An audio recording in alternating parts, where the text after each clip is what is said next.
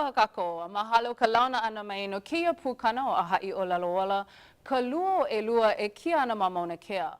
A o iai ua pili no ma ke kahi ano I ke kukulu ia o ia hale kilohoku o ka TMT I ke kako ma o loa aku kia kea a me ka vaivai o nā haʻawina e kupu ana mai loko mai o ia ninu ne. A no leila, o iai ma ka pukana mua I nana ia poʻaia pili kikoʻi o ka ʻoihana kilohoku ma Mauna Kea a me ka hihia o ka nui ana aʻe o ia ʻoihana ma luna o ia mauna ihiihi o kākou. Ma keia pukana, e launa ana me keia mau hoa aloha lāhui, a walaʻau no nā haʻawina e kupu mai ana a me ke ano e paʻa mai kaʻi ai ia haʻawina no keia mua aku. Drew, we were talking a little bit about kind of the normalization, if you will, of some of these laws and policies that have been put into place as it relates to Native Hawaiian rights and practices, given your position on the council. You know, I also wanted to continue along that discussion point and kind of talk about this notion of engaging in the systems where decisions are being made, some that affect who we are as Native Hawaiians. Talk to me a little bit about your decision to engage in the way that you have and perhaps the importance of that in your opinion. Great question. I think it's so important to be engaged in the process, and it was one of the fundamental things why I decided to become a council person for my district. You have better access to what's going on, you understand the process, and you get to make decisions that benefit the people that you represent.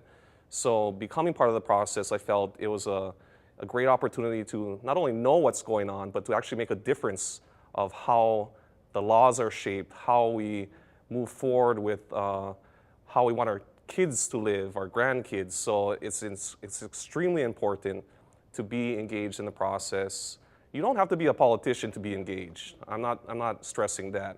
That was just my direction of how I thought I could best help my community. But for the laws that we pass, for the things that go through our system, we always try to advocate to the community, be part of the process. We want to be engaging in the beginning. You know, there's a lot of things that that happen throughout the process that if we just work together in the beginning, formulate the ideas, formulate the policy, and let's all try to figure out that middle ground of how to get to where we want to go, I think that's how I drive the bills. That's how I drive policy making. So it's really important that's a crucial aspect to myself of how we move forward as a community. You know, sometimes I think there's this, I don't know if it's an assumption, maybe just a thought in general, that in order for minority voices, if you will, and Hawaiians being that of sort in our own homeland, it sometimes may look like, the only or the best way for us to make sure that voice is heard is to, and appropriately many times, is to rock the system and put the system in check. But I think we're talking about the validity and the value of being engaged in the system. And although it might seem novel, it's not really the case for us as Hawaiians. No, absolutely not. The laws we spoke of earlier are only in place as a result of the engagement of our people from during the kingdom time, during the territory time, and during the state. If we didn't have the checks that you talked about, rocking the boat, if you will, those laws that we rely upon today wouldn't exist.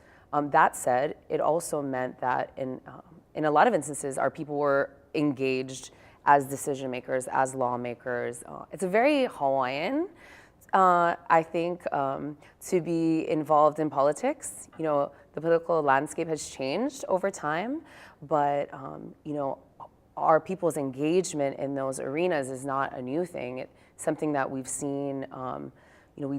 From the time of the kingdom, voter turnout, for example, was very, very, very similar to what voter turnout was by Hawaiians during the territory.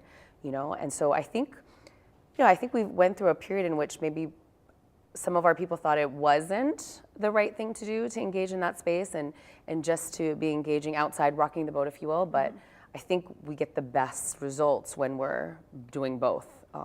So yes, we still need to be held accountable, but absolutely being a part of the system and making the decisions and thinking about Native Hawaiian rights up front, I think we'll just have better results that way, and we have, and hopefully we improve on that and continue to re-engage. Right, I know we've talked before and you've mentioned the fact, it's kind of like this factoid that I've always remembered about how engaged Hawaiians were specifically during the territory when it came to, even I think it was the development of the parties that existed. So in Hawaii, the Democratic Party, the Republican Party, and the Home Rule Party, which were the first three parties, were all created by Hawaiians.